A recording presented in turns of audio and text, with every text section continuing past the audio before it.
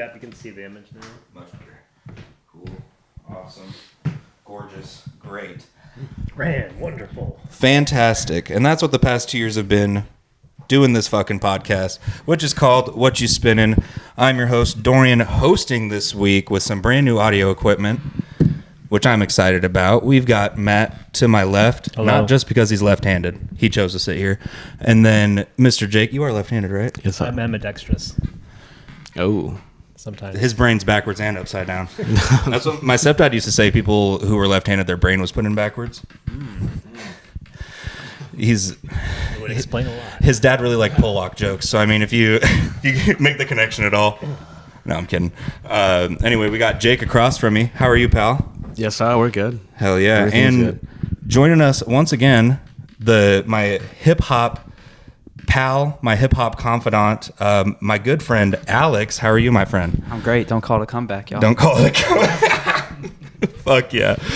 Hell yeah. Well, fuck yeah, man. I mean, we're all in person. It's going to be great. This is going to be fun. Yes. We all have mics. We all have This is mics. new. Yes. It'll take a minute Yes, to get yeah. used to that. So. Yeah. My Bear job with just us. got so much easier. But yeah, we're learning mic etiquette. I'm kind of raw dogging it. I'll pick up headphones eventually, like here and there. But from what I heard, levels are good. We're fine. But yeah, I'm excited. As we kind of said, it's been, by the time this comes out and some change, on March 12th, it'll be 2 years since the first episode came out. Damn. Which is exciting. 2 years, 67 episodes, all sorts of albums, lots of interesting stuff. Good fan of hip hop here, apparently. A little bit. If you check the receipts.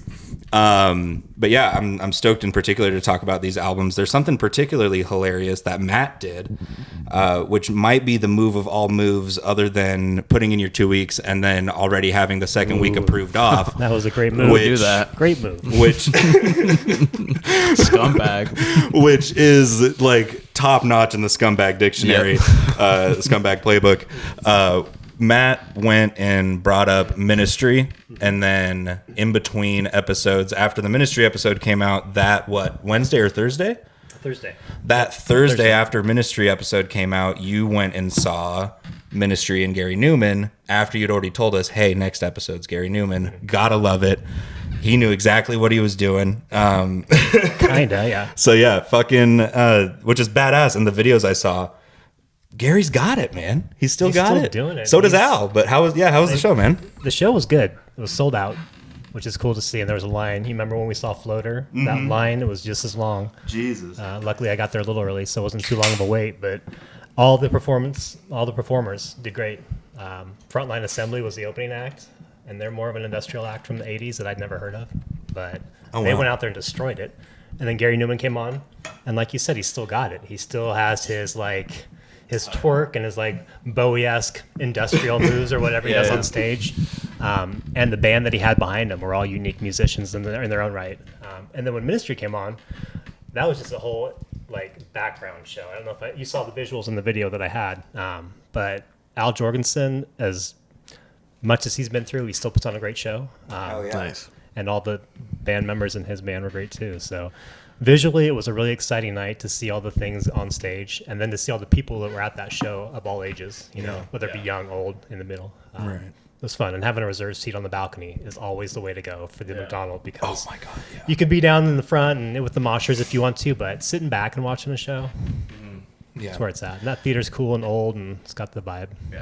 Yeah, and I feel like that demographic that would like end up at that show, it's not exactly worth it to be down in the front, you know. Like we know, it's like a floater crowd and then some. A little, you know what I mean? But no, what you were saying about like the background show, Ministry puts on their little stage setup that they have with like the cross and everything. Badass. It's very Slayer, Rob Zombie-esque almost. It was like he was like a minister preaching to us in a way. Yeah. Which is Yeah. cool, an evil minister on stage. Yeah, I loved it, man. And then, the one video I was like, Matt picked, he picked what to post for me as far as the Gary Numan, because Metal was like my favorite song off of Pleasure Principle when we covered it. And so I was like, oh man, that song in particular, I was like, God damn, dude. For someone, he looks like the singer of Rammstein nowadays in comparison to the bouncing baby boy that is on our wall. Right. he looks like Till Lindemann now. It's so weird. And then you listen to, like, you sent some more recent, like what that Savages song came out from 2018 or 2021, I think. Yeah, and I'm like, oh yeah, no, he definitely went full Stein on it. He took a hard. I think for him, he was influenced by others that he influenced later on. Like he came back to that industrial Nine Inch Nails sound after inspiring Trent Reznor, I'm sure, twice over. Nice. Yeah. Did Gary do like some older stuff, or was it just like his newer? He did Cars because everybody wanted to hear that towards the end. Nice. But it was a lot of newer stuff, which I appreciated. Besides Metal, that was the only old one. Really? I was hoping for some more Pleasure Principle tracks, but No Telekon either, huh? no. That would have been a cool. I saw he did like because I've been looking a little bit more at Gary Numan and his like newer albums. He would do shows of like Pleasure Principle, and like a few years ago he did like a full show of it. Like that whole album. Yeah, that whole album, and same thing with Telekon and like his older stuff. He like kind of does that, but yeah. Well, because I feel like at that rate you have to, right? You know, as Matt you just kind of said, he influenced two various like. To influence twice over, I've got to save. You know, I can't show my ass too hard on how much I fell in love with Gary Numan over the past 2 weeks before we talk about him. I like that. But yeah, it's impressive, you know, and I can imagine that like he is like, yeah, let's fucking run the hits back. Madonna's talking about doing a greatest hits tour, you know, or was a couple years back. So it's like, yeah, the fact that he could probably pick two albums from either era, like the synth pop era that he did, or the fucking industrial era, is pretty impressive. And so I'm glad. It was really cool to see like just the videos that you had posted, and it made me, I was like, God fucking damn it. I was like, I wish I would have realized how badass this would have been. I would have bought it. I was like, I would have been right there with you, man. I was so mad. I was like, fuck. And then I was listening to Telekon, you know, and then with listening to Telekon, I went back, listened to Pleasure Principle, and I was like, fuck, I should have gone. And then of course I looked at the set list of like what Ministry had been doing on tour, and saw that they were like closing out the show with Thieves or whatever. I was like, oh shit. I was like, Jesus Christ, man. Cool. And their new album was pretty decent. I ended up buying it on vinyl just to have it. I was going to ask you about that. Is it Hopium tracks? for the Masses? Yeah. It's pretty good. First like 6 tracks are solid for sure. That's a good enough for me. Yeah. I've got a 4 to 6 rule. The first 4 to 6 tracks I have to like at least Otherwise, one thing you're about out. them. Yeah. That's what happened. That's how replicas came on the wall. And I don't know how to read, so I didn't see that it said the first recordings. I thought it was just like Demos. I thought it was. You know exactly because you bought Pleasure Principle. That's all they had that time. It's like I needed it. So I get it. You got acapella Gary singing metal by himself with no instruments. And you're like, what? I get it home and I'm looking at it. I'm like, oh no. Wait a minute. And Audrey was on the couch. She's like, what? Well, this is the early sessions. She's like, did you not look at it? And I was like, to be honest with you, not really. I was like, but I did hear like a demo version of a couple. I had heard some demos off of this, so I was like, it's good enough for me. Oh, is that what Our it Friends is? Electric and Down in the Park, I think, are on that album. Yeah. And that in and of itself, you know. 2 great tracks. It's not the actual like songs on the album. It's just like pre-recordings of it, or It's like the early versions of Okay. them. So it's like it's still the songs, but like he said, it's like a cappella. Cars okay, or something. Yeah. There's like 3 different versions of one song on there, but I had That's cool. I had a vision in my brain of what the wall needed to look like. I had this whole You had to thing have going. Gary up there. I was like, this has got to be. No, when I saw that up there, I was like, damn, he went hardcore. He's a fan. This album does fucking rule. Replicas does rule. I did listen to it as well. I already knew Pleasure Principle, and I was like, let me get before that, because the streak that he went on, he dropped like 3 great albums. I wish. We're not going to just dive into Gary quite yet. We can't. We'll save that. But we'll revisit Gary Bear. Yeah, great show. I highly encourage anybody to get out there and see Ministry again, because I think this is probably their last go-round. And Gary Numan probably getting close to. Yeah. yeah, I saw that they were touring a bunch of other places with them too. Gary, I was looking at it. He's got like 2 shows within each other, like 2 shows within 2 weeks of each other at the same venue in London. Yeah. He's like basically got a borderline residency. They played in Portland also, didn't they? Like They did right the after. next night. Yeah. Nice. Nuts. And then they did the trifecta. They hit Tacoma too. They went, which is wild. Right on, man. Yep. I'm glad that you got to go to that. I'm glad that I was able to live vicariously through you. It's always fun. That's why you take videos. Always fun, man. All right. Well, we've got to get into some great content. First time in 7 actual episodes, but like 10 pieces of content coming out that we've actually just dedicated time to 1 or 2 hip hop albums. And we've got some great ones today to go over with Jake's pick for this week, which is... Yeah, so I brought up it's Freddie Gibbs and Madlib, Piñata. Came out in 2014. This is the back of it. It's got Madlib on it with just a bunch of zebra stripes. When I initially brought this up, I had the 74 version, I think, because they have like 4 or 5 different variants of the vinyl. It's going to be the 10-year. This year's the 10 years that it came out. So Record Store Day, they're doing like a 10th year anniversary thing. Oh, really? They like always do for Piñata, I feel like. But yeah, the Freddie Gibbs and Madlib, rapper producer duo. There's a lot that's been said about this album, I feel like, already. So yeah, what are your guys' thoughts on it? It was definitely a big impact for me for hip hop, especially at that time. But yeah, it's the beginning of a great duo that it's one of those things that it wouldn't cross your mind that like, hey, we need this, but then you listen to the fact that they've got almost 3 albums at this point, and it's like, yeah, it's the only thing that makes sense. Like, and especially now, like R.I.P. now that Doom's gone, it's like, who else would Madlib make a full project with other than Gangsta Gibbs? Because it's peanut butter and jelly. Yeah. Honestly, in my opinion, I think they go that well together. You immediately fall in love with this album right off the get-go with the very J Dilla inspired Supplier beat, which is unreal, and it's just an instrumental. Goes into Scarface. Shout out to the rapper Scarface, who makes an appearance or 2 on this. And it's just from the get-go, you're like, Jesus Christ, this came out in 2014? Like, yeah, fucking right, dude. What? I love it. It's a timeless piece. It's wild to think that it's been 10 years since it came out. I remember it was one of the last things I kind of got into in my, oh my God, Madlib and Doom are the like craziest duo ever. And Madlib, it was like right after I got over Quaz being ridiculous. I was like, this is insane. And so I found this like right at the perfect time also, like 2016, I think I found this, just insane music. Yeah. Yeah, piggyback off your Supplier beat, like that's a great intro to the album and just starts it off and flows well. And Madlib has so many cool things that he's doing behind the scenes. And I didn't really listen to a lot of Freddie Gibbs, except for Alfredo when we brought that up. But I like this one better, honestly. Had more of a flow to it. I like the instrumental stuff. I like the beats. I like the old school, like just underground 70s style of it. Had a little bit of that with the weirdness, eerie to it. But yeah, it was a fun listen.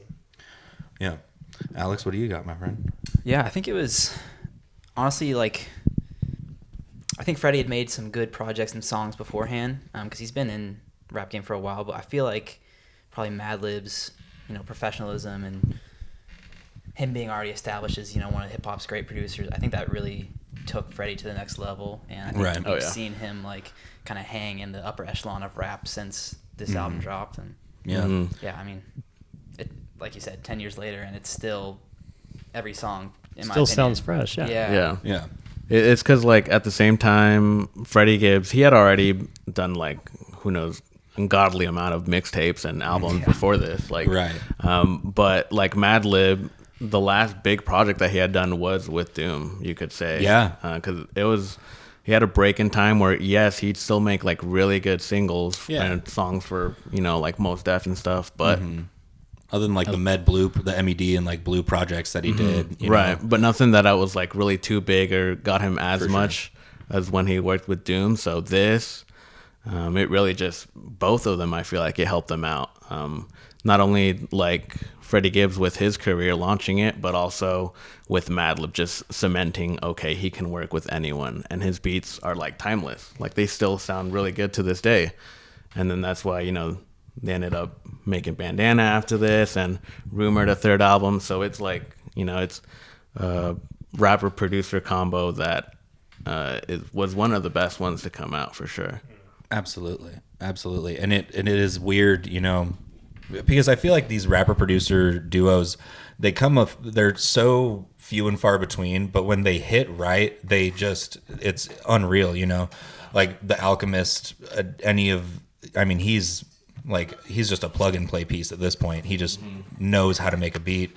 So like him removed, but there's all sorts of projects out there, like Prodigy and The Alchemist. Like that tape is great, where it's just like we've got Bandana on the wall, and it's like if you really were to sit there and like go track to track, it'd be hard to figure out like which one's better.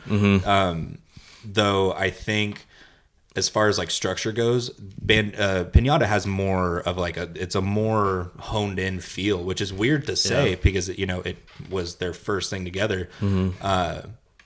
Bandana just has a lot more features and consistent features going on anyway. But yeah, it's wild like how already put together it was. It's like, there was no, oh my God, I just met this guy for the first time. There was no nervousness. It was like, this is just, this is, like I said, PB&J, baby. And it like works so well too, because Freddie Gibbs, he was like experimenting with like trap music. Like a trap sound, and like he would do some hip hop. Like he had done an album with Status Selecta before this, I think. So he kind of was trying to still mess around with different genres, and then when he was doing like these like soulful like 70s beats, 80s beats, like it's a lot more like for his style. You feel like that he fits this more than like the trap sound that he was doing before.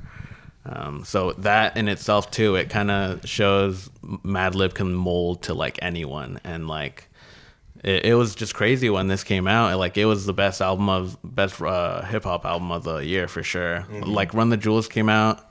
I think Oxymoron, some other albums, but like none really as big as this. Right. This was what 2014 was. It was because it was like 2013 to 2015 was like the run, like the last like good 3-year run where it was just like you had 5 to 7 albums in the genre just that were unfucking real. And so this one undeniably, it's like, and the fact again out of nowhere, like to have it come out and be like, this just trumped Run the Jewels, which Banana Land. Like that's like the one thing, like I'm glad that we managed to bring it up, because I know like Alex and I like love, like that's our like Killer Mike. Like he was, as soon as when Michael came out, he was like, have you fucking heard this? So glad he finally won some Grammys. That's amazing. Even though he might have gotten arrested. What was that about, by the way? It was some weird charges. Like there's an article that I have yet to read. Okay. But yeah, just the combo of the two. It's Freddie Gibbs. I think this also did influence him a little bit, as you said, to like learn, like to know how to pick a producer. Because if you listen to projects after this, like even Sold separately, it's all very much, the beats are very, very similar to Madlib beats across anything he's produced, whether it's for Gibbs or not. So I think that's also kind of cool to see if you kind of watch that within Freddie's career. And the motherfucker was in between. He wrote half this album when he was living out of his car, and so you can kind of like see that shift in the content. He's just like a little more aggressive on some songs. Like what does he say? Got a baby in the oven, call that motherfucking. And it's like it's like, oh my god, dude, I heard that this morning and I was like like it finally registered, because I was like, oh man, that's a fire line. And then I actually listened, I like dissected it. I was like wait a minute. I was like, god damn it. I mean, it took him like 3 years to make this album, because he would just release like EPs with the songs. He did like Thuggin', it was a single, and then he was pulling a Future. Yeah, it took him 3 years to like eventually fully release it, and but yeah, like he was very much, and he like I was watching some interviews that he was doing when he was making the process of this with Madlib, like they would just go to random ass studios, like not even like just like people's homes and stuff, like someone's house is like their studio, right? And like at the time Freddie Gibbs, he was still like kind of doing like all this bad shit and like in and out of actually rapping, wanting to rap and not, so this really helped him for sure a lot. And it's just fucking badass hip hop, dude. It's dope hip hop. You got Scarface on one hand. You also have Raekwon. He comes in here. He features Earl Sweatshirt. There's the last song, actually the title song, Piñata, has like 10 other rappers on it. It's the best posse cut. Like other than One Train, that came out in that 3-year span. It's like, you look at it. I love when you hear a song for the first time. Like, I can imagine only, like, I had forgotten how many people were on that until this past 2 weeks. And you're just watching the featuring Casey Veggies. Like, it just keeps dragging on. It just keeps going and going. You're like, when is this going to end? And then you look, you're like, oh, it's 8 minutes. There could be an entire label on here. We could have half a TDE on this thing. It's cool, too, because the beat is like, it just sounds like a freestyle beat, and everyone just goes one after another. Yeah, it was an XXL warehouse cipher beat for sure. Shout out though, I love this album, love this pick. I'm glad now I get to put the nail in the coffin until they bring out the new album with Bandana, which I've been sitting on since long time. And it's fucking Madlib. I was telling everybody before we started, I was like, I almost mapped out like the episodes that everybody had been mentioned on, like actually had like a conversation about, and I was like, Freddie Gibbs and Madlib have features or produced on so many songs on so many albums that we've covered. I'm like, it's been said. I was like, I was like, go any of the hip hop albums that we've covered that have come out since 2012. Go ahead and listen to them. Yeah. Like, I think on the Alchemist episode, Freddie Gibbs was mentioned like 2 to 3 different times. Bunch of different times. Yeah. And then, Alfredo, just banger. I do want to bring up, Soul Sold Separately. Triple S is a great album. It was good. I liked it. Bandana also, obviously. But I feel like I eventually, because there's a rumored third album that they have. Montana, right? Montana, yeah. And it took them 5 years from this to Piñata. Or from this to Bandana, rather. Oh, shit. 2014, 2019. Yeah. It's been 5 years. Oh. It's about time. Let the conspiracy. Yeah. Oh, man. That's nuts. It'd be cool if we did. I don't know. We know that they've been working on it because when his most previous album came out, there were like the photos coming out that he was in Hawaii, like in the studio with like JPEG, and Madlib was in those photos too. I remember we sent him. We were like, "Was that? You see Madlib in the back there? Does that mean does Montana come?" we were like E Hollywood News. Yeah. We were like Red String Theory. I like his lyricism too. I feel like some of these hip hop artists that you guys have introduced me to, whether it be Billy Woods or Freddie Gibbs, they're more my age group. So a lot of the things they're rapping about, I can remember or kind of be like, oh yeah, I get that. Yeah, like the topical. Yeah, so this is great. He's talking about the Knicks and the Lakers and so many good lyrics. And the opening bar on Knicks is great. Yeah, hang a double nickel on the Knicks. It's like, fuck yeah, man. That is true. That is true. And then it's. Reminds me, I reread that Arm & Hammer article, and it's like that the New York Times did because I sent it to her, and I was like, man, I did forget that like these guys are old. And then listening to Freddie and like researching him today, I was like, yeah, these guys like they're like he's rapping like he's acting like he's talking like he's in it currently, but he's like telling the story of and he's doing it so well. And you're right, like it made me just want to watch The Last Dance again. All right, just like I was like, man, the Lakers and Knicks like back to back. I'm like, man, I was like, man, that was like the prime time, what a time. And then all the while Freddie's gangbanging in that time. He's doing not cool shit, okay? Not good stuff, no. Fuck yeah. Any closings before we move on? I think we'd be remiss not to mention what, in my opinion, is one of the best diss tracks of all time and real. I love Jeezy. I always got love for Jeezy, but Freddie when was that was a Jeezy diss track? Yeah, that was his old boss. That's he was signed to Jeezy's record when he was younger. But oh my god, what is it? I can't remember what the acronym is for real, but I did not know that. Yeah. Me either. Whoa, fuck. That's cool. That's some lore I didn't know because I know that like he eventually signed to a label and then got dropped and like never released the album. That's nuts. It's, remember, everybody ain't loyal. That's Yeah. what it, yeah. Yeah. Oh, okay. I was like, let me find that, and then that is. That's badass. That's awesome. Fuck yeah. Also, I mean, we kind of talked about the features a little bit, but I mean, just off the top of my head, High with Danny Brown. Oh my Insane. god. Danny Brown is like wine. You know, you'll find one that you really like because he's got like, I don't know. Maybe. I'm not a fan, but Maybe. It is. I understand it. I wasn't for the longest time, but for some reason, I think it's just the song as a whole. Mm-hmm. I have to like the song as a whole. Like, I don't like the song on Maps that he's on. Like the one. maybe that's why I don't like him, because that's my intro to him, and I feel like it's a bad intro. Yeah, there's so many more. He's another one that's interesting because like you have to catch him at a decent time. Like you have to catch him on like the right environment with the right. But he's also like a chameleon. You don't think that he would work well with people, but he has rapped with everybody from Aesop Rock, Billy Woods to Freddie Gibbs, and it's like, Jesus Christ, all-star.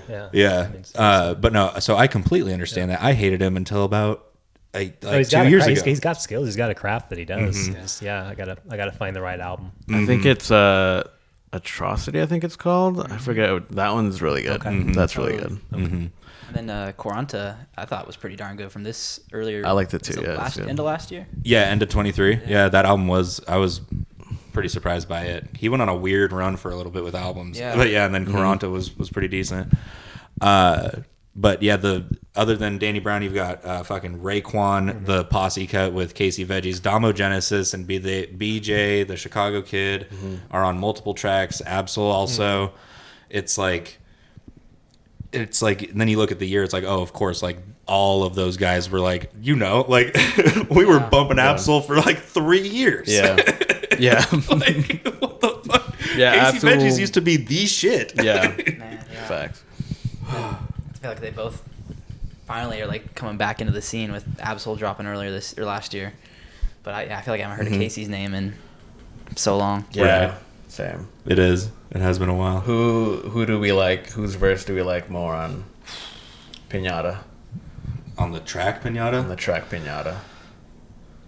I'm gonna say it first, Michi. I was trying to not say Michi because I'm, as was well documented during the hip hop bracket, I am a diehard Michi Darko fan. Great piece of business, that hip hop bracket. We got to get back in the lab. We got to talk a specialized episode here soon. But anyway, yeah, I would say Michi too, honestly. Yeah, I like Michi on there. I feel like he definitely brought the most energy. Just to mix it up, I'll say Freddie, but even though that's a cop out. It's on the album. Yeah. Hometown hero. Yes. I say I'm good. I don't have any furthers if we want to dive in. no. Let's do it. Let's do it. So, honorable mention, I'm going to go with, let's go with High. Honorable mention is High. I caught myself listening to that a lot this week, especially. Old Danny Brown, something about old Danny Brown. It's like he keeps the same like energy that he still had. This was when he was on a tear. Like his features that came out, like again, One Train. Like, because I think that was the same year, wasn't it? I think or so. Just around then, year before. Yeah. So like from 2012 to 2015, his features were just unreal, and this is a good example of exactly that. Yeah. Excellent. Top three. I'm gonna go number 3, Thuggin'. That was I think the first song that I heard on this album, and it just like changed my world. Like I was like, this is nuts. This beat is one of the greatest beats I've ever heard. Like insane. Number 2, I'm gonna go with Robes. I love Robes. I love that. Like he does like a lot more soulful beats on this too. Madlib. We didn't talk too much about the production, but it's Madlib. Come on, like you know it's what the it's Libster. about. It's the Libster. The beat conductor. Yes. And then favorite track was Real. I just love that beat switch. That beat switch is nuts. It's even cooler now. Yeah. It's even cooler now. Shout out. Thanks for that little tidbit. I didn't catch that. And I did research the album. I forgot. I just didn't. Must not have clicked. I think it was more the borderline homelessness thing for me. I'll go next. Honorable mentions, Thuggin'. It was also, I'm pretty sure, the first one I heard off of this album. Second one, Piñata, love a good posse cut. Can't get enough of it. Heard a great one the other day, Sardonyx by Elucid with like Billy Woods, Pink Sifu, fucking so many people on it off of I Told Bessie. Great song. So it was just funny. I was like, man, posse cuts are coming in my life again. And the number 3, Deeper, just because of that Baby in the Oven line I was like, that's enough to get it in my top 3. I was already on the fence. I was like, that one pushes it in. And then number 2, Nyx, loved that song. And number 1 was High. Again, I mean, I've already kind of went over that, but yeah, High was fantastic. The beat on that alone, that that guitar, I was like, man, the amount of times I've seen Piñata instrumentals on vinyl in a store and I haven't picked it up. Oh, dude. I'm like, fuck. You got it. Yeah, exactly. Yeah, do it. Honorable mention for me was Supplier. I thought it was a great way to intro the album. Just sets the tone for the beats and the unique tone it has. And then number 3, Bomb, 2, Deeper, and then I like Nyx is my favorite track. Those opening bars are great. Hell yeah. Nice. Take it away, Alex. Right on. I'll go honorable mention to Piñata. All the things you guys mentioned, just, you get 5 or 6 great verses on there. Third, I'll go with Heralds. I feel like that's just Freddie, a pretty repetitive beat, but I kind of feel like it lets him get in his pocket throughout the whole track, and I feel like every verse is A1. Second, I'll go Thuggin'. I do love that song. And then number 1, it's got to be Shane with BJ the Chicago Kid. Great one as well. Great track also. Hell of an album. Hell of a time covering it. Always love getting to revisit, Madlib. He's got such an extensive catalog that anytime I get to listen to a new album of his, it's like rediscovering him, Oh, yeah. Like Blue Note, I was thinking about, that was kind of something I was thinking about today. It's such a good album. The Blue Note, Yeah. the Madlib. Every time Blue I Note. see that in the store, I'm like, I need to buy it. I never do. It's so good. Like I made a jazz playlist so I can like play it at work, and like when I get my day started, I slipped a couple of those Madlib tracks in there. Nice. Madlib does Blue Note tracks. Yeah. But yeah, it's fantastic. So I was stoked to do this, and then it's fucking Freddie Gibbs, man. I ain't your mentor or your role model. So yeah. No, I'm glad you guys liked it. For sure, I feel like it's one I should have brought up long ago. Oh yeah. But it's a great one. It's good to re-listen to discover, to get back into. So yeah, for and sure. eventually, for sure, Bandana, it'll be on the way. Oh yeah, absolutely. I'll pick it. You'll pick it. Who knows? But we'll see. I love when we have a good race, like when Matt and I did the Sleep Token sprint. Yeah. Who can bring it up first? Who can get it in the mail faster? Yeah. Anyways, that was Piñata by Freddie Gibbs and the man Madlib, the beat conductor, which was Jake's pick for this week. It was released in 2014, in case you were wondering. This is Whatchu Spinnin' episode 67. We'll be right back to talk about my pick. It's more hip-hop. Stay tuned.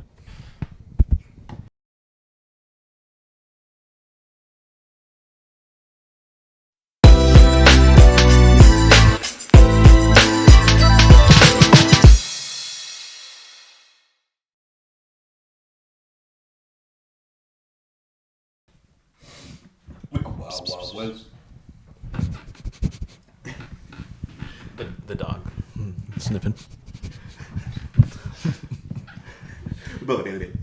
I know this turned into an ASMR podcast now. What if you guys showed up and it was all the microphones that have the prosthetic ears on them? You ever seen that? Oh, that'd be awesome.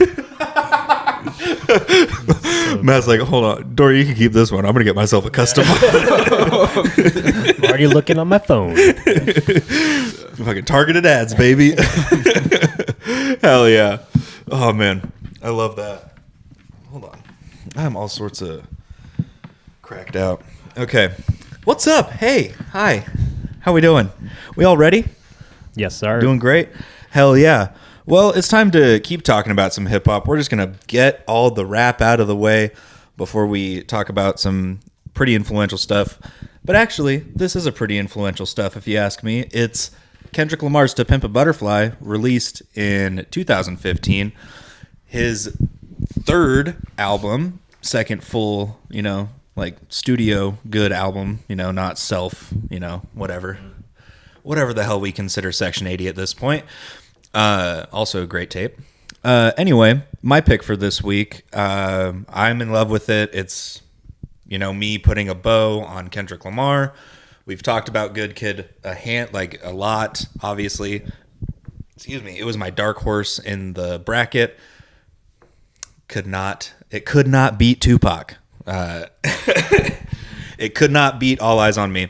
And then we covered Damn as well. So we've talked a lot about Kendrick Lamar, and this one is, I think, the one that deserves to be talked about the most, I think, out of all of them. Yeah. It's wild. There's a book on it. There's actually, I think, like 3 books on it, if you count the 33 and a third book that I'm reading about it right now. So yeah, To Pimp a Butterfly. What do y'all got? What do y'all got for it? I mean, yeah, this is Kendrick's probably regarded as his best album, I feel like. I'm glad that you've brought Kendrick up consecutively. All we have left is his most recent album. But this one for sure was, I feel like, a pivoting point for him, and especially for hip hop. I feel like after this, it kind of changed. We kind of got more of a trap sound that was going on, but with this, it kind of still kept hip hop like in its roots per se. Like not only with how he was doing it, but the lyrical content, the storytelling, like everything about it is just so hip hop. And it coming from Kendrick, it was like just another breath of fresh air for hip hop. Oh yeah. So there's already so much that's been said about this album. It's insane. It's insane. But we just watched that Ellen performance. That was fucking crazy. That was beautiful. It was good. I'd never seen that before. Yeah, it was. I think I do this. There's weird things I do when I get into albums and songs in particular. I'm like, give me every live performance of Blind by Korn ever. I need it. I love this song. I need to know every version of this song. And I did that with These Walls. For some reason, that song really stuck with me. It was just so weird in this album to have something so soft and smooth, It was very strange to me. It just stuck out. And yeah, I was Googling and found that. And I was like, why the fuck was he on Ellen? And it is. You're right. It's gorgeous. Yeah, that's how many people he's influenced and brought something to the table and inspired them in a way. Yeah. And you could hear it in her voice when she introduced him. Yeah. She was all into it. Yeah. It's like, God damn. And that is wild, because I was just getting back fully. This was like me completely falling off the cliff into hip hop. And I was like, what the fuck? Kendrick Lamar, have you heard this album? And then she's like, everybody's going home with a copy of this album. I'm like, they should not. Hey, I'm going to tell you, there's a song called Black of the Berry on there. They are not going to like. They are not going to be a big fan of some of those tracks. These Walls, there's 17 seconds of moaning at the beginning of it. That's not going to go well on the way to kids' sports practice. Okay? Yeah. Okay? Every soccer mom in the U.S. was blasting it. And everyone's so stoked, and then they listen. They're like, "Oh, that song was beautiful." And then "All Right" or "King Kunta" comes on, and it's like, great tracks, but again, yes.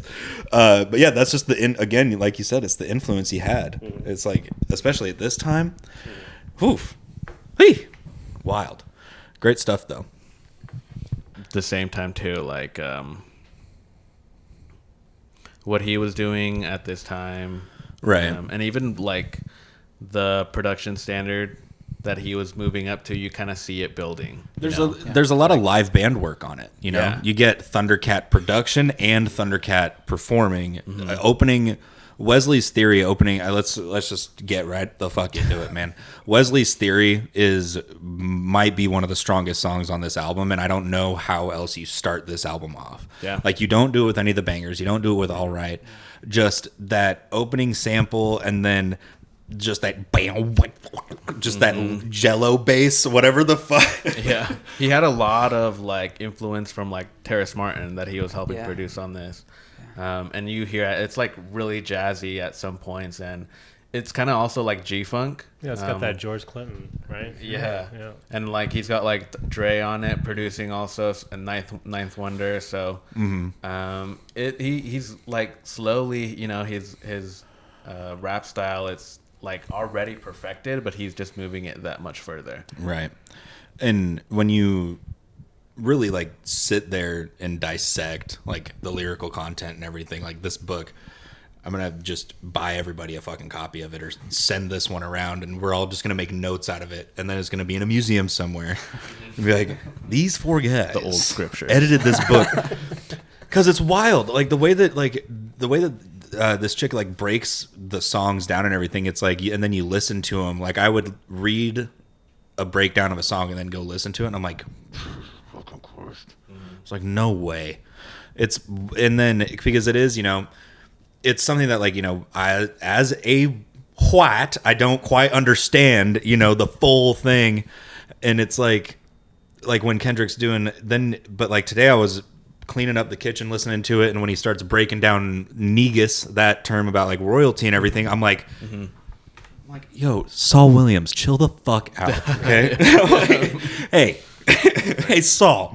He probably inspired him. Exactly. He was wearing a Saul Williams sweater in that Ellen performance. It was very Saul-esque. But no, it is really him coming into his own. And I think the thing that, like, because when Damn came out, for some reason, a lot of people started listening to Kendrick after that. Mm-hmm. And I was like, no, you guys, you don't know. Like, this is all love songs. It's not, this isn't.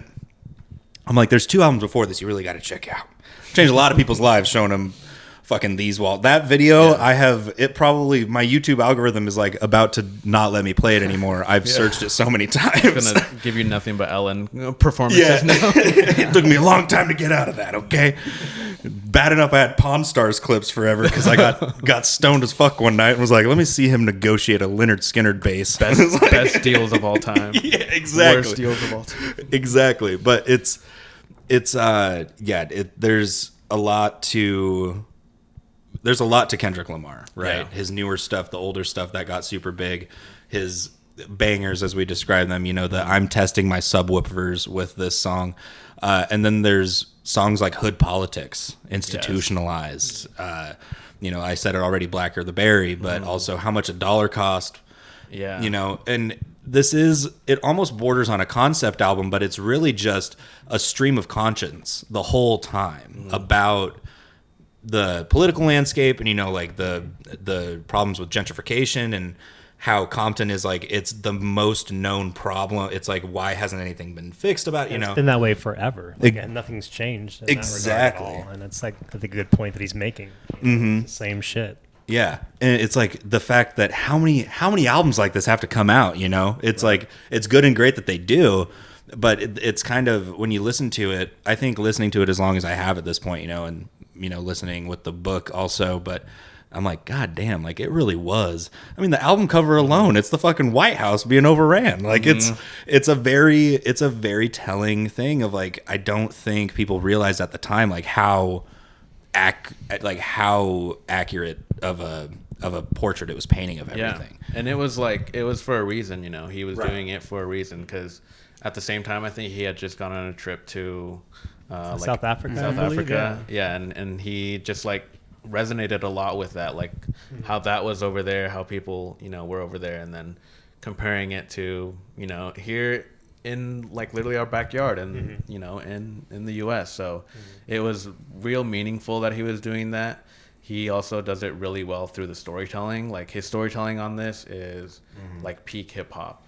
Like you listen to songs like How Much a Dollar Really Cost. It just the progression of everything. Same thing with These Walls. All of them, they're like meaningful, and you have songs like Complexion also. Like it's all just kind of poking at big points in like real time, but like making it through music. That's like his way of expression, So it was real powerful, super powerful. What I enjoyed about it is Mortal Man. I mean, that that brought it full circle for me. Yeah. And I'm like, is he talking to Pac? Like at one point I couldn't tell. Yeah, right. Fuck, he is. That's cool how he did the interview that Pac did with somebody else years ago, and like intertwine that with his own.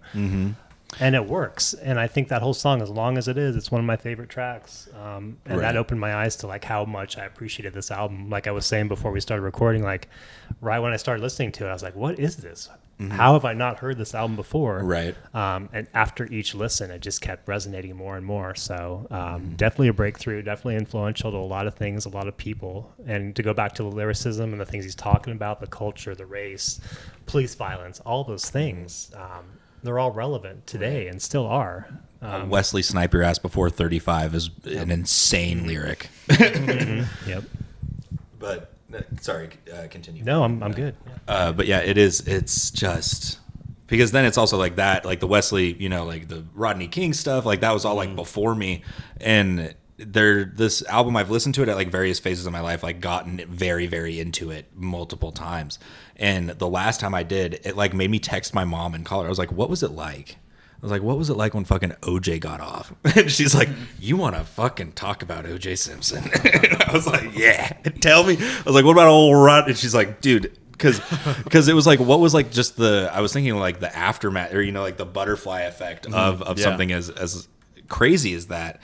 And, this album was a dragon effect, the dragon's wings flapped per se.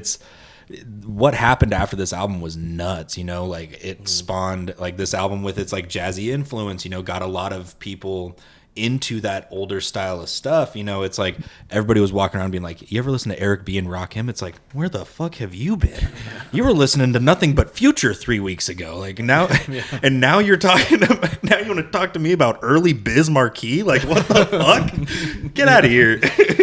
And with like a cosign of Isley Bros, like, come on. Yeah. I got Ronald Isley on there. That's awesome. Oh, it's so good. Cool.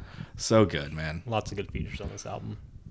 And they're like, it's hard to tell, like Wesley's Theory, it's another one that's like 7 features deep and you're like, wait, how? And then you're like, oh, it's because there's a full fucking band going on. Like it's this album, like really, it came out at the perfect time for like me to hear it. Cause I was like, this is unreal in comparison to anything that came out, because this same year or the year after this was when Drake and Future started doing all their stuff together, like that, what was it? What a Time to Be Alive. Like if you're reading this, it's too late.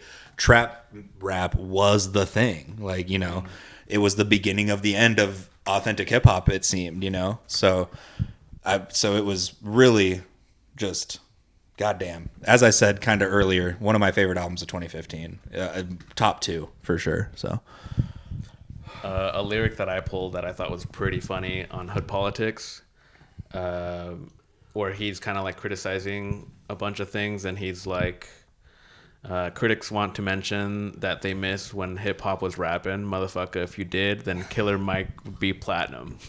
And it's like, didn't he just win a Grammy? yeah, I was like, what the fuck? That kind of threw me for a trip at first. But just shit, that's relevant still. Yeah, exactly. It's so I almost want to. Here, let me see. Let me see if she's He's going in his pockets. Watch out. Here we go. Let's see what we got. Vamp. Alex, you say something about this album. I'm kidding. Yeah, sure. I mean, like you guys were saying, I think there's such a depth to it, and it can be interpreted so many different ways. Like I remember shortly after it came out, being at frat sorority parties with people going crazy to All Right, and it being a great party song, but then being home alone and listening to it, the lyrics introspectively, and have the song having a completely different meaning. And it may not be my favorite Kendrick album, but I feel like you hear a lot of people talk about this as maybe one of the greatest rap albums of all time, and I can't argue against it because it has those club songs, those party songs. It's got those rappity rapper songs. It's got crazy jazz, soul, funk influence. I feel like it's such a diverse album. And then I'm glad you mentioned the Tupac influence, because I feel like obviously Kendrick's wrote about how big of an influence he was on his artistry and whatnot. But I think I read their album was originally called To Pimp a Caterpillar. Because it'd be like Tupac. Yeah, that's pretty cool. Tupac. Yeah. Oh my god. And the whole theory of the first third of the album is his insulated life as a caterpillar in Compton. As he second half or the second third is as he his star rises, he starts being surrounded by yes men in his cocoon, and then he has his awakening and social conscious of being a butterfly and starting to really, so to speak, spread his artistic wings. And then, like you said, to have Pac finish the album as Kendrick's, like writing a letter to him the whole time. I just thought it was incredible. Yeah, like he I remember he was like he just starts off like every other song from that and just like builds from it. Yeah. And then it eventually leads into like the interview with Pac, which is fucking nuts. Like that in itself, the concept of that is nuts. Yeah.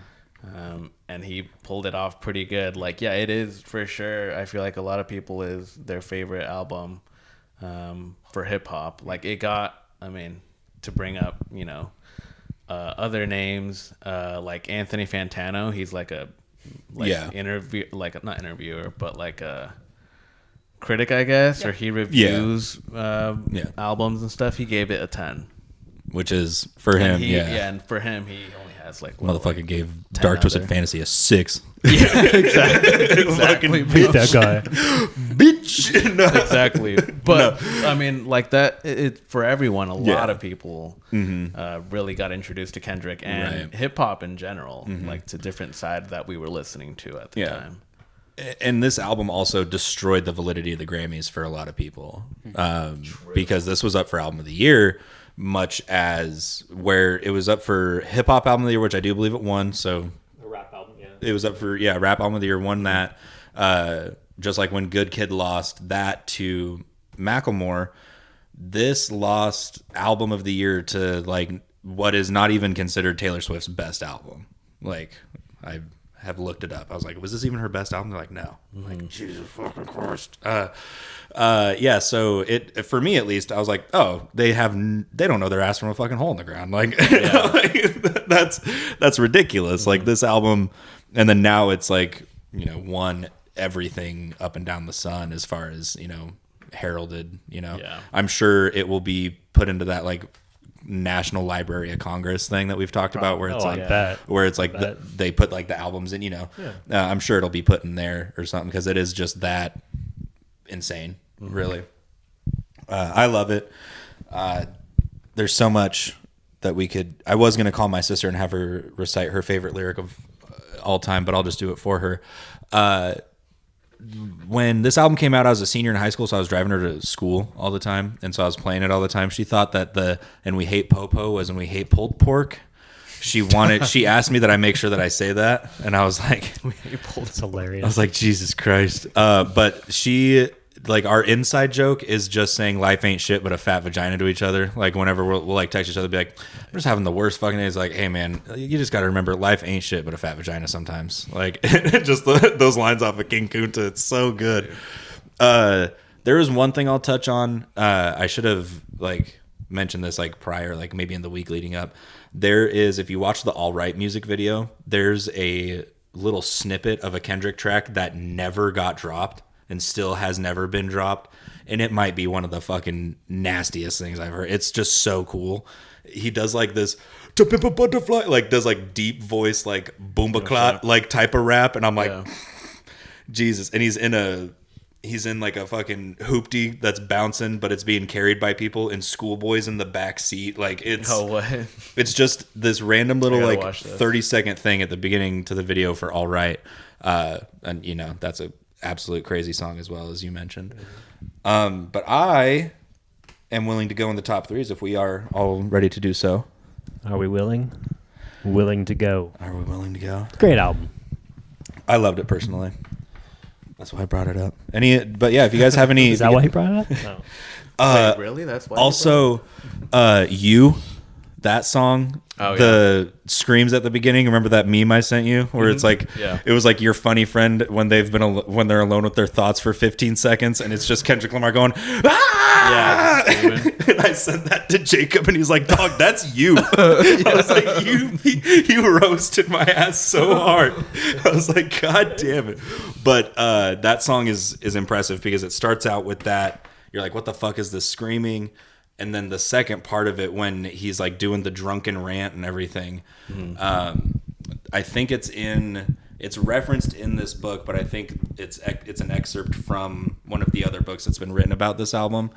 And it talks about, I can't remember who it was. I'll send it to y'all, but it's a rapper like talking about, I was in the studio the night he did that, and it was just him with the lights off, like just pacing back and forth and recording that rant, like at the end of that song with like the bottles clinking and everything. Yeah, he's like, yeah, he was just in there with the fucking lights off, losing his fucking mind. And I was like, Jesus Christ. But hell yeah, To Pimp a Butterfly by Kendrick Lamar, 2015. The best album that came out that year. My honorable mentions are Wesley's Theory. Such an impactful start to the album. As Matt said, I also had the same reaction when I first heard it. I didn't know what the hell was going on when I heard that song. I was like, what the fuck? Another honorable mention, King Kunta. Number 3 for me, Hood Politics. Boo Boo. Just, that was so funny, but then it just became so cool to me. Number 2, You. Just that rant at the end. And the number 1, These Walls, man. Great song. Those are my top 3. Good picks. Thank you. Honorable mention for me be King Kunta. Number 2, Be Alright. I'm sorry, number 3, Be Alright. Number 2, And then my favorite track was Mortal Man. Hell yeah. It is such a good way to wrap it up. And it's because the way that he interpolates that little poem throughout, it just slowly gets bigger and bigger. It's very like Another Brick in the Wall-esque. A little bit. Like kind of building a theme throughout. And it's like, hey, that weird shit that's been going on at the end of every song, here's the explanation behind it. It was awesome. Who's next? Honorable mention, You Ain't Gotta Lie. That one's real catchy. I like it. It like kind of leads more towards the end of the album. Top 3. Number 3, I'm gonna go with Mama. Really like that. Really like that he got Ninth Wonder on this. Number 2, Hood Politics. And then my favorite, Complexion. I just love that. And then when Rhapsody comes in, I love her verse too. Yeah. But yeah, same thing, man. This is for sure my favorite Kendrick album. I really liked Good Kid, Mad City. I like Damn. His newest one too was good. But this one, just something different about it. Right. I think it's kind of, as Alex said, I think it alternates between this and Good Kid for my favorite Kendrick album personally. Damn is incredible in its own right, but yeah, it's hard to deny the just massive impact that this has had on everybody. It was again a real turning point. So yeah. Right on. All right, I got for honorable mention. Just a super fun track. I love the off the floor instruments and kind of sounds like you're in like a backwoods shed somewhere. But I don't know. Love that track. Greatest rapper in the world. WWE. Number 3, I got All Right. I think it's one of the most important hip hop songs ever. Love that. Number 2, I got Mortal Man, for all the same reasons we talked about earlier, the Pac references and just how it brings the album all together. And the number 1, Black of the Berry. I think it's just one of Kendrick's best rapping performances. You can hear the anger and energy in him, and it's play that in the car, and you're gonna go at least a little bit over the speed limit. Yeah, exactly. Hell yeah. Well, fuck yeah, guys. To Pimp a Butterfly, Kendrick Lamar, 2015. It's hard to find. It's up there, man. It's like one of the greatest hip hop albums of all time. For sure. It's going to be this will be pointed to as a turning point in a lot of different things. It will be, like To Pimp a Butterfly is going to be, kind of like the Run DMC or something. It's going to be like the Ready to Die for Kendrick, I feel like, where it might not be the best or whatever, or, might not have the most of his popular songs on it, but it's the most influential. So shout out. Let's go ahead and take her on home and go way back in time with Matt's pick. It's Whatchu Spinnin', episode 67. We'll be right back.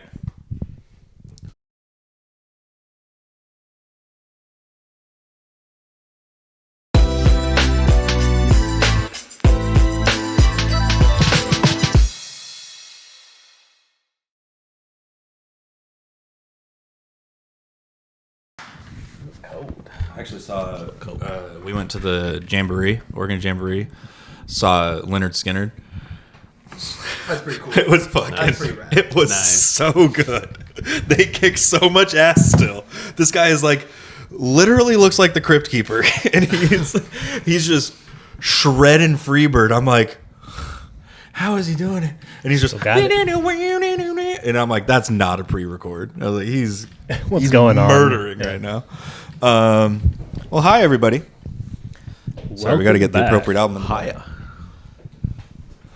It's Whatchu Spinnin, episode 67. We're here to wrap it up. We've done our hip hop for the day, taken our daily dose of vitamin hop. That was lame. That deserved what it got, which was dick. We've gone ahead and talked about the hip hop for the day. It's time to go and talk about something that influenced a handful of hip hop artists and anything in between that and the moon with Matt's pick. What you got, my friend? Like you said, we're going back in time. 1980. Gary Numan, Telekon. Album covers, say what you want, kind of dorky. But the background has him with his Moog lightsaber, which is hella cool. Ooh. It's pretty sick. Just joking. Have you seen that, Alex? I I was have no gonna idea. say the jumpsuit matching the actual album cover is the hardest shit of all time. Like, come on, Mike Jack, where you at? The lightsaber on the back is great. Yeah. Gary Numan, like you said, highly influential to a lot of different people in a lot of different music genres, whether it be hip hop. Kanye has a lot of things to say about him, or just industrial music as a whole. Trent Reznor listened to this album on repeat when he was making Pretty Hate Machine. So it's got some sort of impact on a lot of these people that I listen to, that we've talked about. And Gary Numan, as a performer and as a musician, he's 100%. I've met him in real life. Totally cool guy. And when he's on stage, he just lets it all out. And he's still doing it at his age, which is great. But going back to this album, Telekon, 1980. Follow up to Pleasure Principle, which is pretty hard to do. Yeah. Because that album is by itself one of the greatest in that era for that type of music. And this is the last album in his machine phase, or his robotic whatever. Like Replicas has kind of got that. Yeah. Pleasure Principles, and then this album. Yeah. And I think it was a great way for him to kind of end that. The tour that he did for this album was intense and crazy, with the light shows and all the things that were behind them on the stage. And I think most of the tracks on this album are decent for the type of music that it is. There are a few throwaway tracks for sure, but I think Gary Numan always, put his heart and soul into every track that he made. And he was kind of the first guy to kind of go behind and use a Moog synthesizer and like get these unique electronic beats and like make music out of it and actually sell music. So this album has a lot of that into it. It has a lot of piano, has a lot of slower songs. What do you guys think? Yeah, I noticed that immediately too. It had still kind of the feel of Pleasure Principle, but then like towards the back half, he's like kind of doing piano, which is really good. Like also, like he's just very talented, like as just an artist. But yeah, it sounds like lasers, like at some points, like it just, it has very much the same production that he was doing with that. So, but it's good. It's fantastic. Yeah, It's a fun album. It really is. It is a fun album because it's the same Gary Numan that we covered in the past, but a little bit removed, like kind of doing a little bit more, like experiment, like branching out a little bit. But I mean, it's already wild fucking music. So how can you how can you branch out from branching out is kind of the thing. But it's impressive, like how many of these songs I was like, God damn, I love just as many songs off of this as I did Pleasure Principle. It's like such an insane follow up, and to do it like these three albums, Replicas, Pleasure Principle, and Telekon, all came out within 2 years of each other. Pretty fast. It was like 1979 for the two, and then 1980. Like, how the fuck? And also, that's what we're talking about here. Like this, he was writing this shit in like 1977. Aerosmith was touring "Toys in the Attic," one of the like a classic rock album to a fault. And Gary Numan is like, hey, there's going to be some crazy shit that's going to come out in like, I don't know, 30 years. It's called EDM. This is what it's going to sound like, basically. Okay. Like this is the chicken, or this is the dinosaur to a chicken, basically. And it's really, again, I think we mentioned this last time. It's like, this is another jumping off point. It's like, you can see even in this, how he went into industrial music.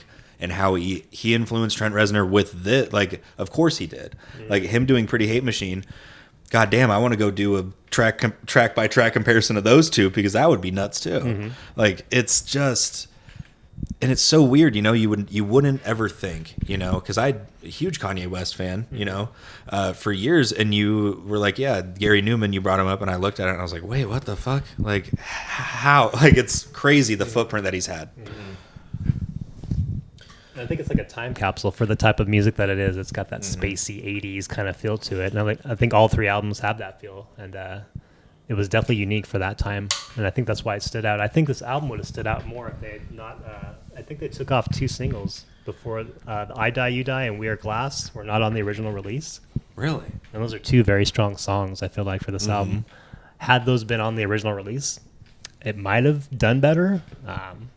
That's just my opinion. That's weird. I know. They sound so like they just sound like part of the album. Singles that they released, but they were not on the album that was released. Eventually, they got put on the album, but weird. I know. I was like, why did you guys leave those off? That's stupid. Those are yeah. We Are Wires is good. Yeah, We Are Wired. That one. We Are Glass. Glass. We Are Glass. We are wires. I We are all wires. I am a wire. Listen to Gary Numan enough, you might become a wire. It feels robotic. Yeah. So I'm just a bunch of. God damn it! I listened to Gary Newman for too long. Now I'm just a I bunch of sleep by goddamn. windows. Now I'm just a goddamn circuit board. It happens. It happens. And that's you sit by windows, like just lines like that. It's like, yes, like you say that. And I'm like, automatically, there's so many things across both albums that we cover, but especially this one. Like I was just singing Please Push No More. You know, that song's been stuck in my head forever since I heard this, the Air Crash Bureau, like that bass line in that is, so good. There's just a lot going. I'm an Agent. I mean, come on.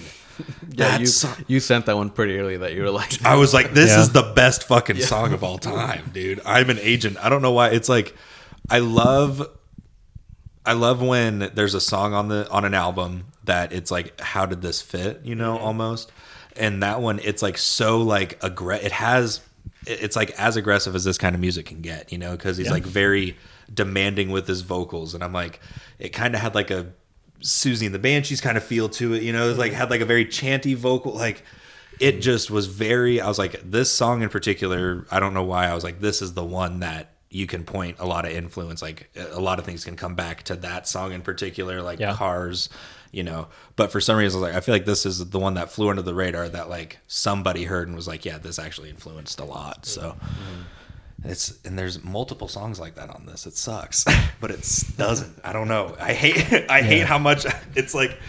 I just want to keep listening to it. I do like that we've already said it, but like that it uses the regular piano more on some of the tracks rather than like the synthesized sound. And you can definitely hear the genuine heartfelt emotion behind those tracks when he's singing and even when he's playing. Yeah. Oh man, it sucks that. Oh man, I would have loved to see this tour. Like this would have been insane. It would have been a great tour. You know, it happens from time to time. You know, we talk about these albums that, you know, had such huge, like massive, like the To Pimp a Butterfly tour would have been nuts too. You know, it would have been like, are you kidding me? But this in particular, it's so elaborate. You know, everything sounds so big. Like Pleasure Principle, it was like, oh, this is like. Cool, you know, like, all right, cool. But then Telekon, it's like, again, the THX, you know, kind of like, it's very orchestral, like in how big it feels. Not with like, there's synthesized strings on one song, the Joy Circuit. I liked that. But I'm just talking about like the size of the, you know, how I feel like I'm sounding crazy, but it just feels big, like it's more than just Gary Numan at a Moog, you know? Yeah. It feels like a little bit more grandiose with it. Like it's a lot bigger, and it's crazy to see that this was literally a year after that he did that.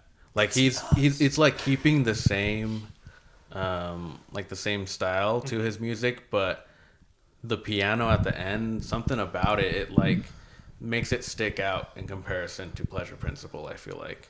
Because it feels more personal in a way. I don't know. Yeah, no, that's a good point. It does feel more personal. It does. And to talk on the piano parts real quick, I haven't been like super into a song that was just piano and vocals since I was like 14, and I thought my life sucked. But this one, it was just like, I was at work, like my office window goes right out onto 7th. Like I can literally look and there's just cars going by on 7th. So it's loud as fuck.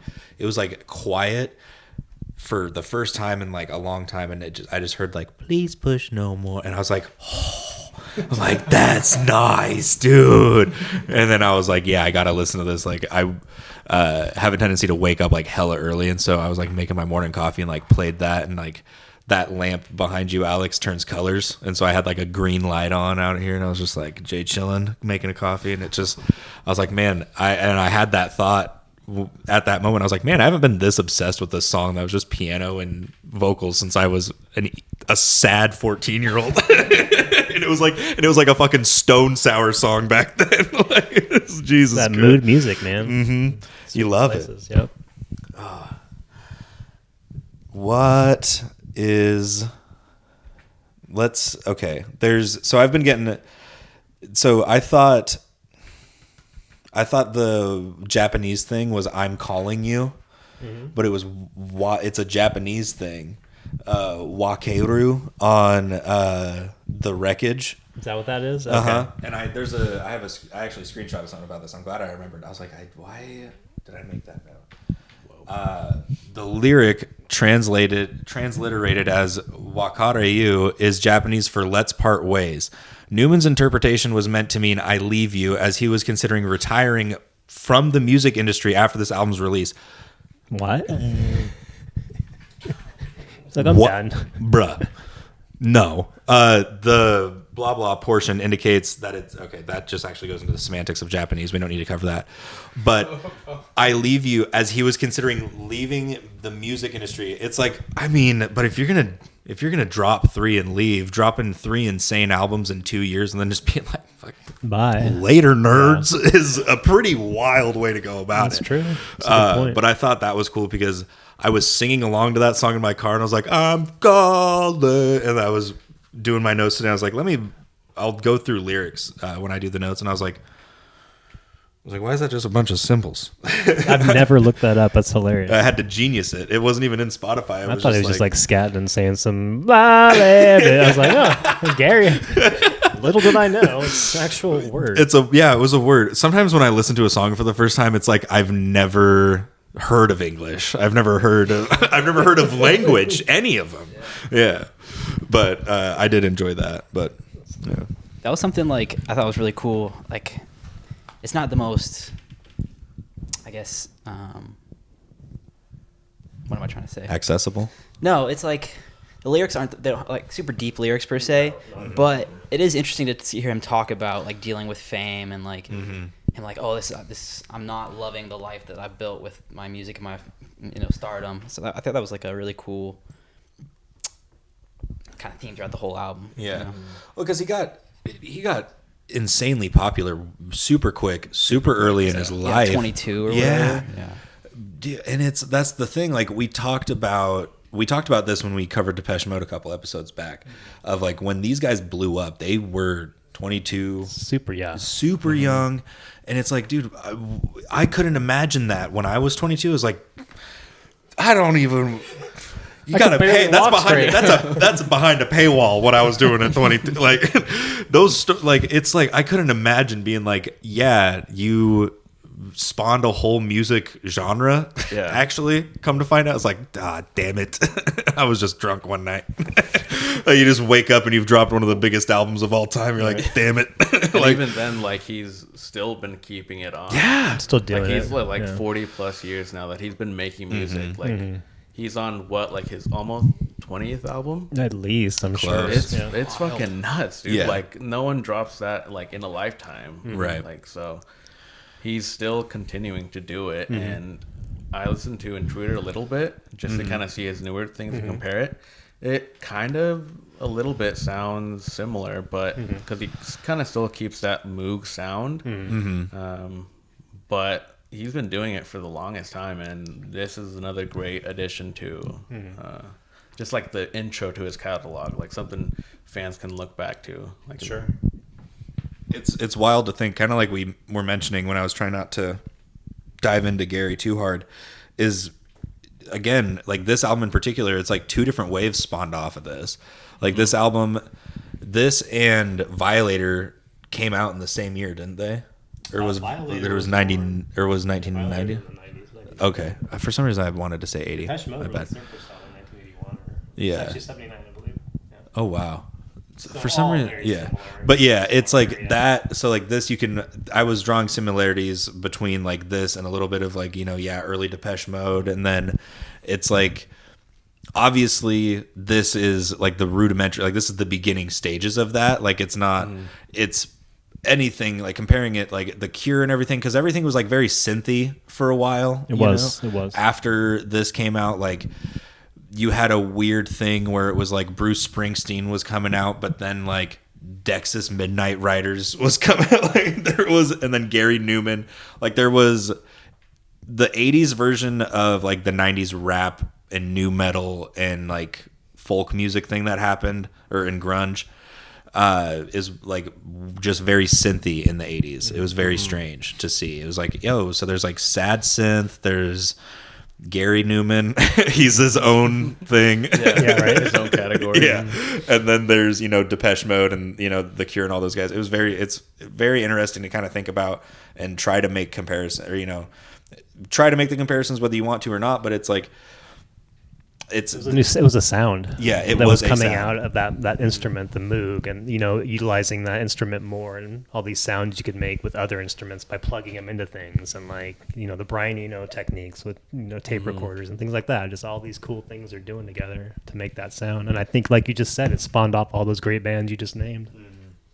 It does kind of the Moog Saber thing. It is all very plug and play, and then you kind of think about it and it's like, yeah, the way it wasn't just let me download this beat pack off of slatedigital.com or whatever. It's I have to record a sneeze and then like compress that sound, and it's like everything was like found sound. It was very interesting, in the Moog in and of itself. We talked about that when we covered Gary the first time, and Plantasia, shout out, revisited that album recently. Nice. It's just the lengths that they had to go through to get a fucking was unreal. It's like they had to run 400 meters. Yeah, no, that's perfectly said. Yeah. The technology, it wasn't like as crazy as advanced, so Sure. just doing it, and that like there's a bunch of different sounds that you can do with it, but at the same time just being that creative and making that its own sound, because no one else was really sounding like Gary Numan at this time.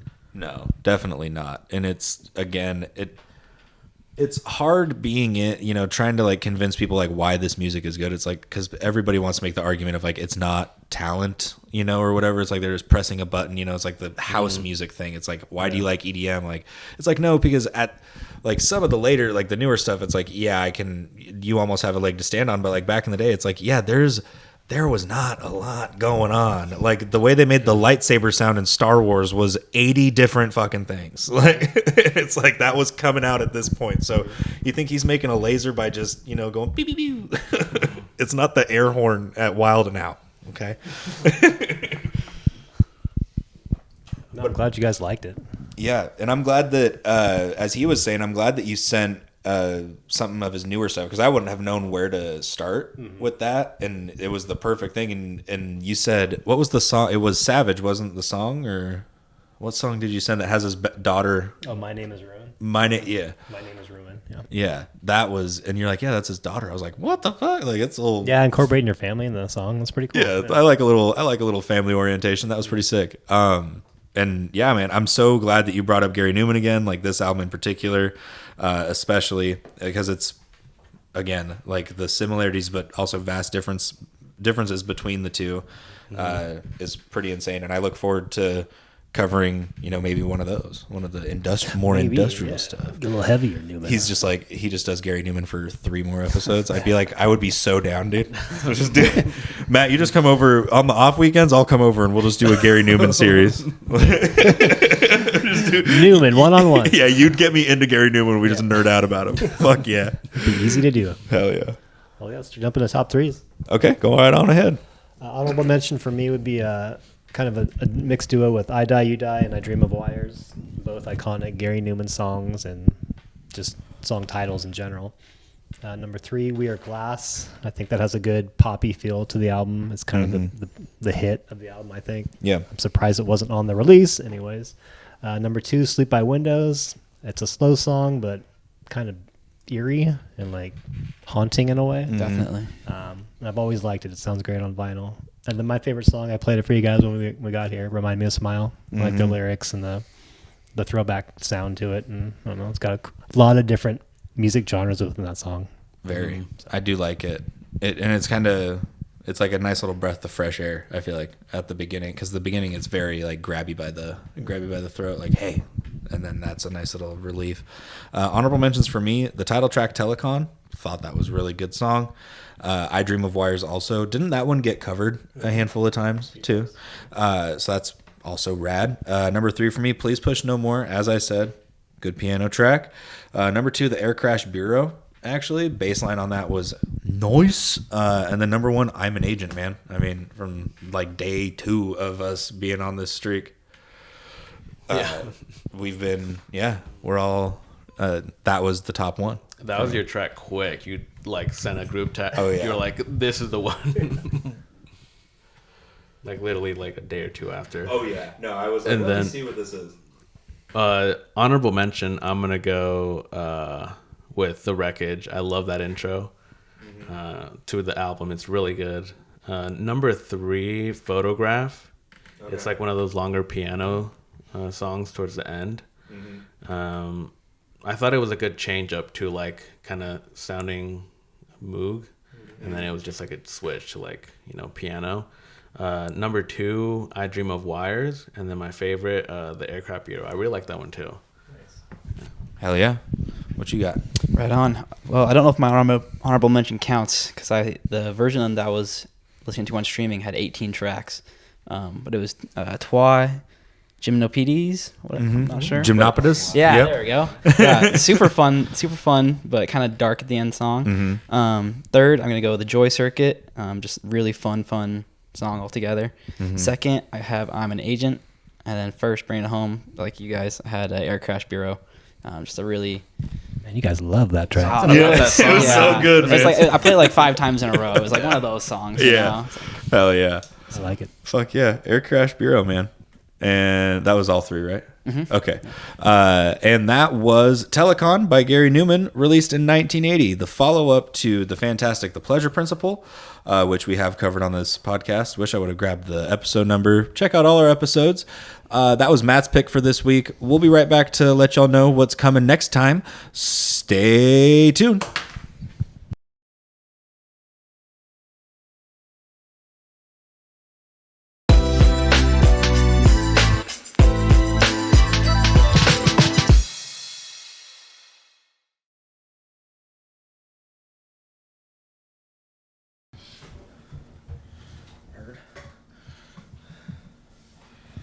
Okay.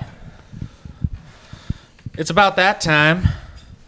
Alex, we appreciate you being on the pod today, my brother. Yes. Thank you guys for having Come me. back anytime. Yeah. First full episode guest. That was a fucking blast. And 3 great albums, I feel like.